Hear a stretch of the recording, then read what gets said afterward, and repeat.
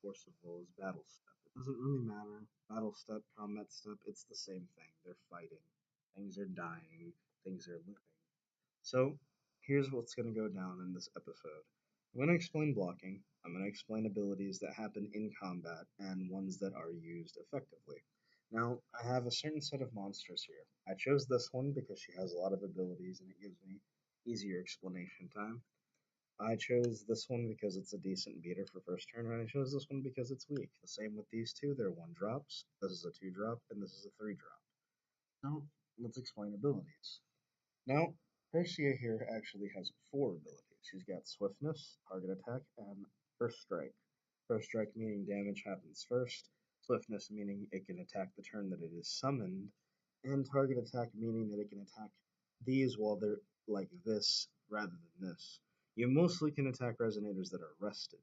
However, this can attack recovered Resonators. Recovered states are when they're like this. Rested is this. Anyway, then it can also gain flying if you pay green, but that's besides the point because this is a flyer too. This one has target attack and this one has an activated. So we're going to go into detail of how this goes down. This is going to be the field that is going to be swinging first, so I have to decide blockers on this side of the field. Different scenarios are going to come up, and monsters are going to die. You'll need to understand this. So, when having a defensive lineup, you should always make sure to have a minimum of about 2 to 3 resonators ready for blocking. And usually, you want to have these resonators be decently strong because they can fend off attacks from said resonator. Basically, what you're going to do is since this is going to be the first one to attack, in this case, it has Bloodlust. That's its first ability, and basically what Bloodlust does means that he has to attack if able. He can't attack the turn you summon, but every turn after that you have to swing with him constantly. Doesn't matter if he dies or not. So this is going to swing first for 5. A smart player would block with this, since it has 6 and 5. And this is how combat is done. 6 is done to the defense of 300, and 5 is done to the defense of 500. They would both die because of this case of their attack being different and he having the same amount of defense as his attack. So these would both go. Next person that's going to swing is the 5-5. You usually want to let minimum, like the 4 and the 5s are not really that bad. What you want to stop is the flyers, what you want to stop is other things. Now, in this case, I'm going to have Percy block, and this is the first battle scenario. This is going to swing next after I took the 5, so I'm at 35 right now. This is going to swing in the air. I have a green stone. I'm going to just use this for reference because it's green black. I'm going to tap the green stone, give her flying until the end of the turn. Have her block. She is going to die. She's going to deal 700 to his defense of 600. He is going to deal 600 to her defense of 400. She will die. He will die. Her effect triggers in grave.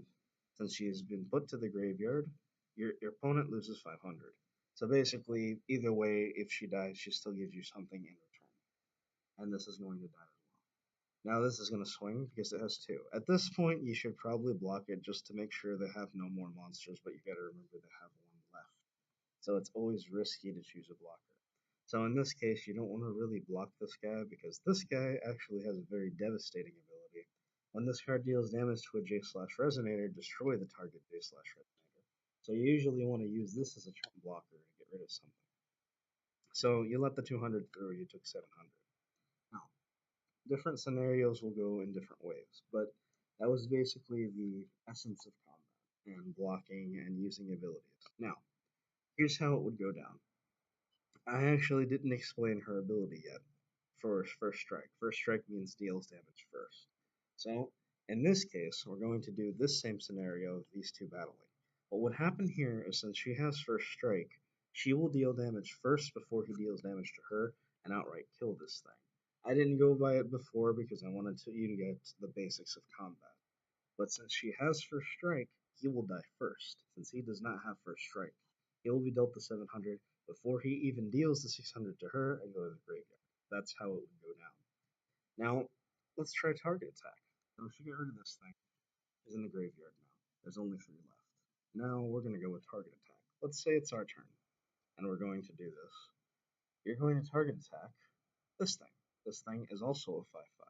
He's going to deal 6 to her 5, and they're both going to die because he has 500 defense.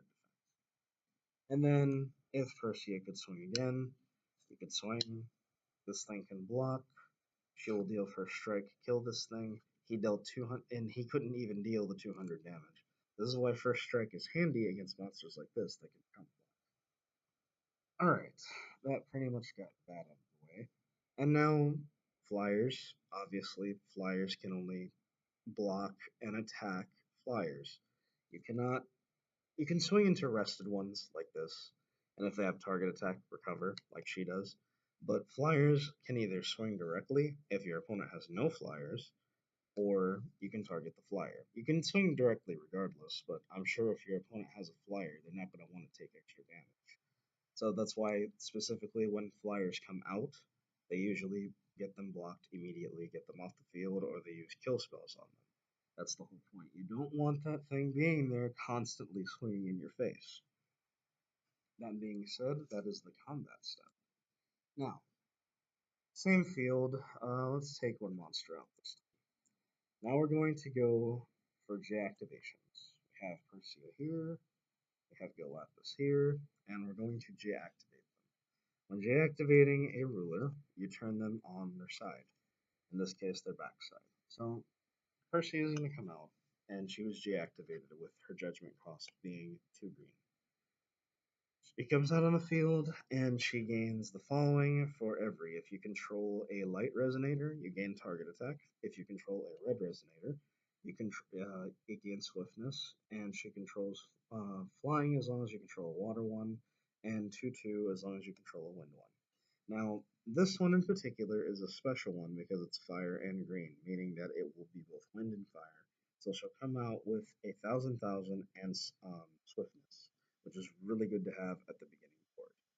You usually want to use her judgment effect as or her god art if you have enough mana open. They usually say when you bring her out, you should wait a turn.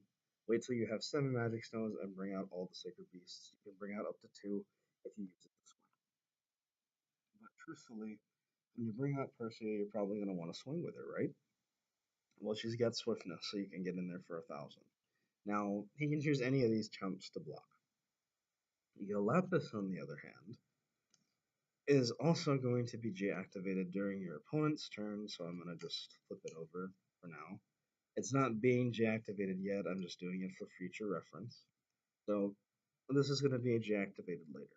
For right now, you're swinging with Persia, which is your ruler. Your ruler, technically, or in this case, J ruler, when they flip over on their side, they're technically considered a resonator, but they're special because they can also be blocked by other resonators and attacked by other resonators.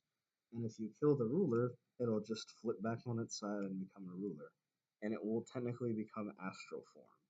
In other words, once this ruler dies, it goes back in the zone, flipped on this side, and you cannot flip it back unless you use a regalia to protect her.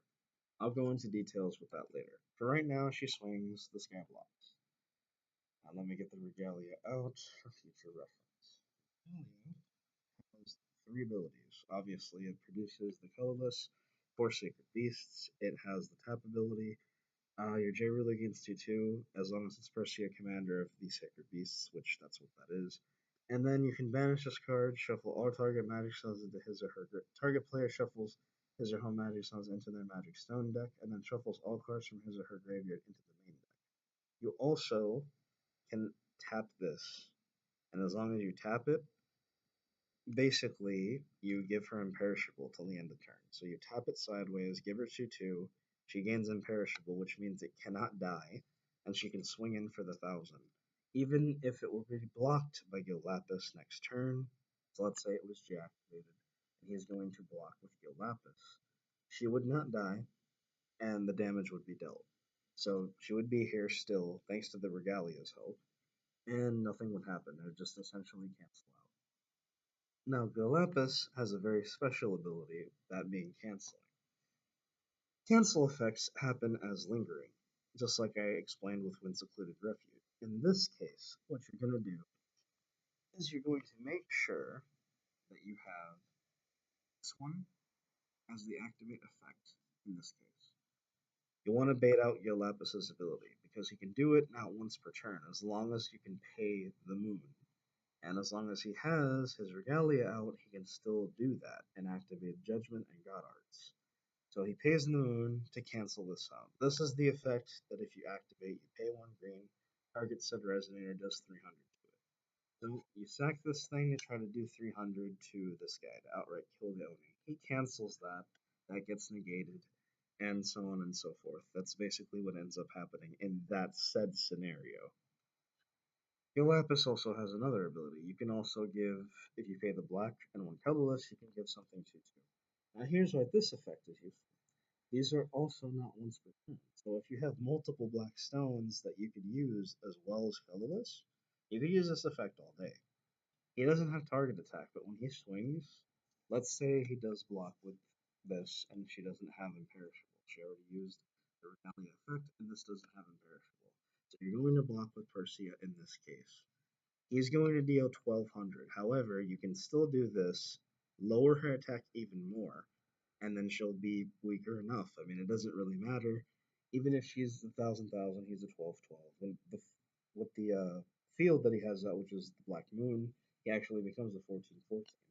Him being a strong day ruler, kills this one. She gets flipped over on her side, and she cannot use her effect anymore, or she cannot activate anymore. You can still use her other effects and call for stones in this case.